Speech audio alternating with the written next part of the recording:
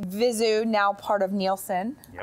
Or Nielsen part of Vizu, which could be That's also the way looked we at. like Yes, we like that, a little that lens. egotistical view of the world, but we like it. So tell me a little about the evolution of Vizu and now the relationship with, as part of Nielsen, how that's changed as far as your measurement standards, et cetera. Yeah.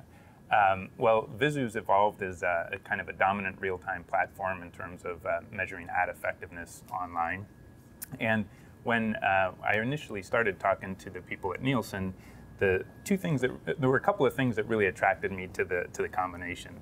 One was product synergy, and going back to all the discussion on GRPs, since day one of selling ad effectiveness, the first thing that I always got asked by our clients was, can you give us some demographic data to go with that? And the fact that Nielsen has the only MRC accredited GRP platform made that a very obvious fit. And then the other thing that has become more valuable recently is with video is the fact that we want to align our measurement with TV measurement, and Nielsen had the dominant platform there. So those two pieces were what drove it. The other piece was some channel opportunity. We had started hearing from our customers that they wanted us to measure campaigns overseas and take not just the U.S. piece of it, and that was possible for us, but not easy. And then lastly, Nielsen has a very strong position with the advertisers directly. Vizu had a very strong relationships with the agencies and publishers, and that allows us to kind of complete the supply chain and help everybody collaborate. Okay, could you talk a little about the online campaign ratings that you guys do and how that relates into Nielsen standards and how you're sort of bringing that together as a toolkit for advertisers and agencies? Absolutely.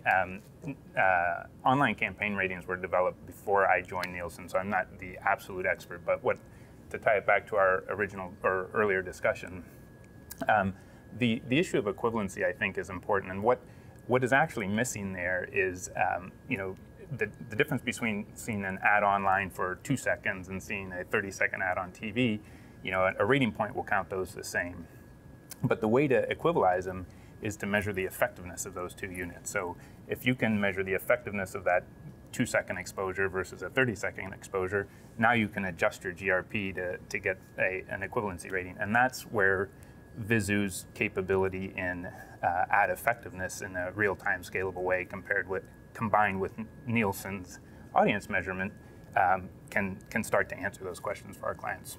Do you know sort of who's doing video advertising, what's working, what's not, who's doing it well? Yeah, we've looked at our data set and we measure thousands of campaigns a year. So it's not, I'm not going to say that this is a completely representative data set, and it will be skewed mostly by campaigns that are large enough to justify ad effectiveness measurement. But the categories where we're seeing the most video advertising are entertainment, which is not surprising given that they have a bunch of video content to start with, retail, food and beverage, and CPG. And then we looked at the effectiveness by category, so which categories of advertisers were putting out the most effective ads. And consumer electronics, for whatever reason, seems to be doing extremely well in video advertising in terms of persuasiveness. It might be the nature of the audience watching online, but at least their ads are very effective there. And then CPG and auto are doing a great job. And where do you see, I mean, as far as what's driving effectiveness with audiences? Are there sort of certain variables or executions that you can talk to? I mean, because this is, and I don't want to sort of resign this to the age-old debate. Is it the channel or is it the creative, right? That's not where I want to go. But is there anything that's a little bit more diplomatic that you can hang your hat on that you see drives performance?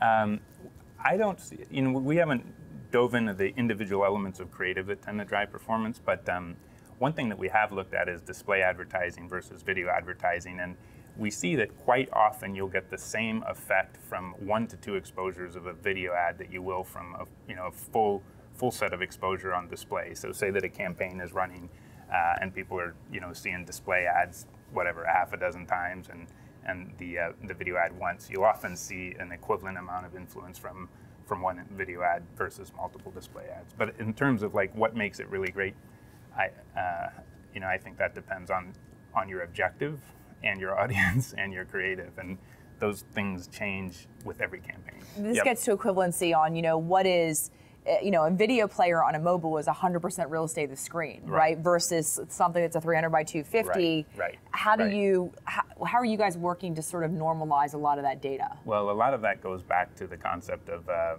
first-party panel or a single-source panel, and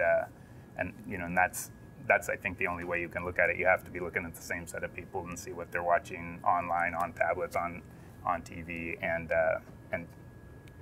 comparing the influence that way. So I think that's, as far as I understand our capabilities there, it goes back to large single source panel. And have you done anything, or do you see, how do you plan to tackle the challenge of media multitasking? Because that's kind of a horseshoe, isn't it? Yeah, it is. We're looking at different capabilities in terms of watermarking video ads so that we can capture whether or not people are seeing them on TV or online. Video ads served online? All kinds, okay. Yeah. But we're early in the days of that, but that is one strategy of getting at that level of exposure.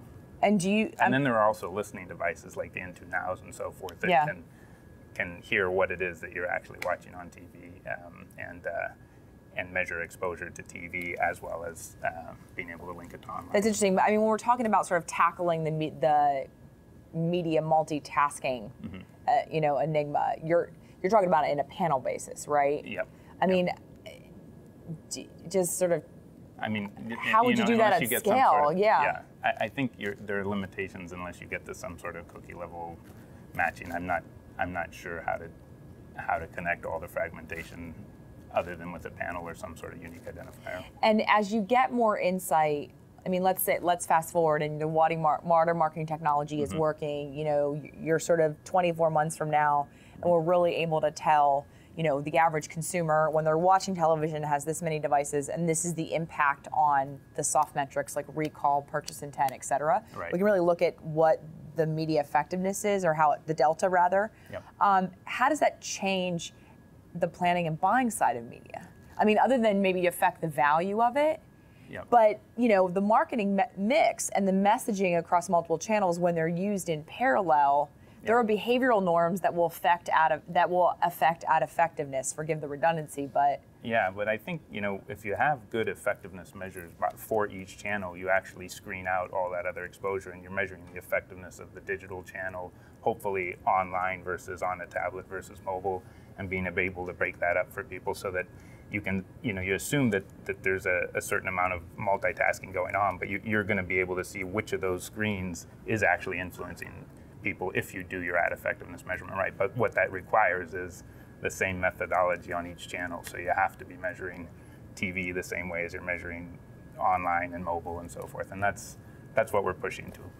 So if we talked about sort of measurement challenge. Because it's possible if you're looking at 3 screens, one of them is not registering at all. And that's where the effectiveness piece is going to pick that up. And it's going to say, well, TV is actually what's influencing somebody, not the mobile piece. And you'll adjust spending that way. Well, and the idea of taking someone through the funnel, right, from a broadcast medium to a conversational medium, and how you manage that. Yep. So if we were to just talk about sort of the horizon and the measurement nuts to crack, right? Like the big challenges.